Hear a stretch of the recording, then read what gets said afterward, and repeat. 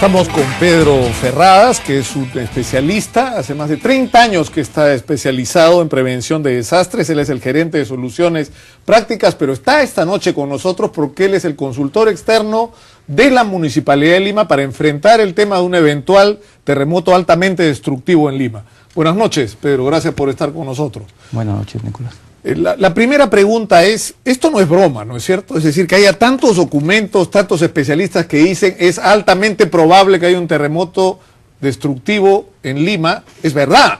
Es decir, tenemos que tomárnoslo en serio. Sí, efectivamente, la probabilidad es alta, pero siempre ha sido alta. Esto porque estamos ubicados en una zona de alta amenaza sísmica, ¿no?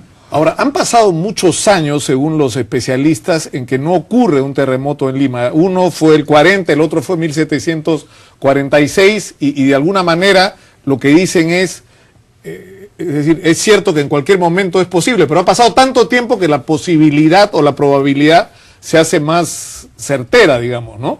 Ya, digamos, la probabilidad es eso, son estadísticas. Pero nosotros no comprendemos todavía el funcionamiento de la Tierra. Entonces, lo que sí, en las estadísticas, es evidente que sí hace mucho más probable la ocurrencia de un sismo. Ahora, estos documentos, en particular el de PRES del 2009, hace aseveraciones que resultan atemorizantes, ¿no es cierto? Dan cifras, una proyección de 51.000, no sé cuántos muertos que morirían solo en Lima y Callao, dicen además, porque el terremoto, así sea, frente a Lima, va a afectar obviamente las provincias y los departamentos o las regiones que están alrededor. ¿Es posible establecer una cifra de esa naturaleza? En mi opinión, no. Es muy difícil.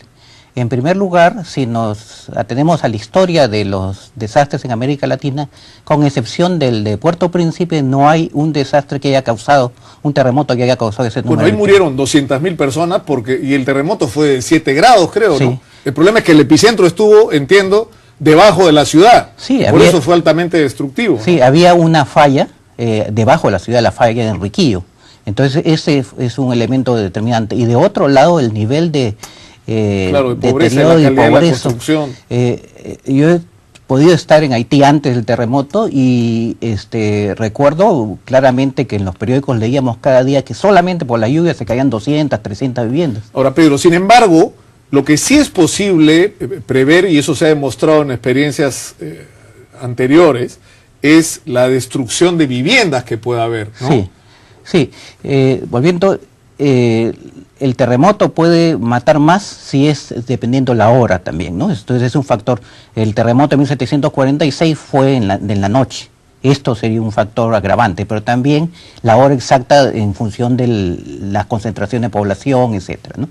Regresando, lo que sí me parece adecuado, muy adecuado en el informe de PREDES y de las otras instituciones, es la estimación sobre daño en viviendas, ¿no? Es decir, que fácilmente se pueden caer 200.000 casas y 300.000 o más quedar inhabitables, como dicen, ¿no? Sí, eso en tanto, digamos, se produzca un terremoto de no solamente magnitud 8 o más, sino que, como dice el reportaje, el epicentro esté relativamente cerca de Lima. Ahora, la pregunta es, ¿estamos preparados para enfrentarlo? Sinceramente. Mira, en lo que es la preparación, o sea, creo que hay que distinguir, y la ley lo hace, lo que es preparación de lo que es reducción de riesgo y prevención de riesgo.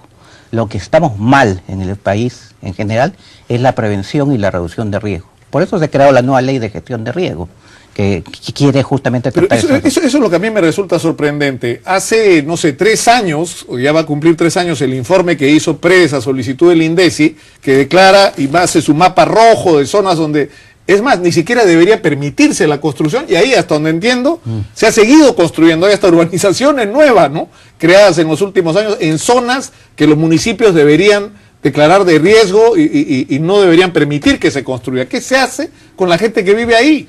Mira, hay casos increíbles. Hace una semana estábamos en una evaluación a propósito de las crecidas del río Rímac y con un equipo del INDECI, y encontramos poblaciones ubicadas que han sido notificadas y que simplemente han presentado una acción de amparo y no se mueven de ahí. Y es más, alguna institución, incluso gubernamental, se ha permitido proteger, entre comillas, el asentamiento que en detrimento de la seguridad de la gente. Y hace 20 y tantos años, con el Diario del Comercio y el INDECI, desarrollamos una campaña para frenar una urbanización en California, en la quebrada de California, en Chosica. Sí. Hemos regresado en esta visita a California y hemos visto cómo un pequeño huaico arrasó con 4 viviendas que están construidas. Que no deberían estar ahí. Que no deberían Pero estar. eso de quién depende, Pedro, depende de los municipios. Claro, ¿no es cierto? Pero hay un problema legal, o sea, el Poder Judicial tiene que actuar también, tiene que frenar estas situaciones. Ahora, el otro tema, que es el del que se habla y se habla, es decir, se dice, hay un problema con la calidad del suelo, hay un problema con la calidad de la construcción y con la antigüedad. Y una de las zonas críticas va a ser el centro de Lima. Sí. ¿No? Y parte importante del Callao, que también es antigua, ¿no es cierto? ¿Qué se va a hacer con la gente que vive ahí? Mira, ¿qué planes, qué propone la municipalidad hacer? Bueno, hay una estrategia metropolitana de gestión de riesgo, es la primera vez en la historia, creo, de Lima, que se tiene por fin una estrategia, ¿no? Esta estrategia la hemos hecho con el aporte de colegas de Predes y de una serie de instituciones, del PNUD, incluso los que están en el reportaje, y se ha destinado recursos para implementar un plan de acción para este año. Este plan de acción ya está en ejecución en parte y incluye justamente la remodelación de las casas antiguas del centro de Lima, ¿no? O sea, la destuburización. Ese es un componente que está fuertemente privilegiado y se están destinando recursos para este fin. El segundo punto es el fortalecimiento de la capacidad de respuesta, no solamente de la Municipalidad de Lima, sino de las distintas municipalidades distritales. Se han creado, en función de los 4 conos, se van a destinar recursos para fortalecer esa capacidad de respuesta. Almacenes de emergencia, equipos, maquinaria pesada y equipos también de comunicación y alerta. De otro lado, se está trabajando dentro de la estrategia metropolitana para integrar todo lo relacionado con el tema de hospitales, ¿no?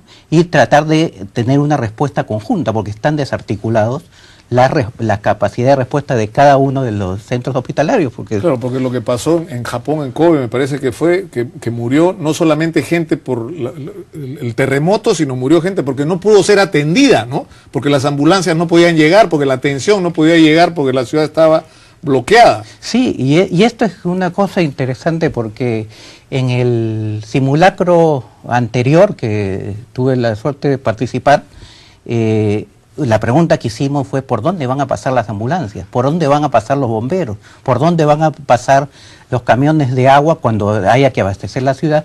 Si la ciudad va a estar bloqueada, no solamente por el tráfico, que como ocurrió en el 2007, sino por la destrucción causada. Hay cosas como el hecho de que la vía expresa ha sido construida, la parte central de la vía expresa, sin dejar el espacio suficiente para que los carros de bomberos puedan circular. Y ese es un error que lamentablemente va a ser costosísimo. Bueno, yo te agradezco muchísimo, Pedro, por estar con nosotros esta noche y yo quiero terminar diciendo solamente esto. Le hemos dado muchas vueltas al hacer público este informe porque puede resultar aterrorizante para la gente, pero es la verdad, es decir, enfrentamos realmente este riesgo y lo que tenemos que hacer es actuar con responsabilidad, los medios de comunicación, las autoridades, es decir, todos los que podamos aportar algo y cada ciudadano, en cada edificio, en cada barrio, en cada asociación de vivienda, la gente se tiene que juntar para reclamarle a las autoridades municipales que le den respuesta, que le den indicaciones, que le den orientación sobre qué hacer en la eventualidad de que esto se produzca, además, obviamente, de pedir información sobre dónde están parados y dónde están viviendo, ¿no? Sí, justamente el tercer componente de la estrategia es el trabajo en los barrios. Y ya se ha empezado con San Juan de Miraflores, en Pamplona, se está trabajando en la asesoría a los pobladores para reforzar sus viviendas, o sea, sobre todo la construcción inicial de sus viviendas. Entonces creo que hay un esfuerzo que requiere del apoyo de todos nosotros y sobre todo los medios, que también vamos a empezar una campaña fuerte en los medios, porque nos parece fundamental. Un detalle más, la alcaldesa pretende en los próximos días va a hacer la gestión para declarar en emergencia Lima, a fin de que se den las facilidades para no solamente el plan que tenemos, sino acelerar una serie de otras medidas, ¿no? Bueno, muchas gracias a Pedro Ferradas por estar con nosotros. Vamos a una pausa y regresamos con más en Punto Final.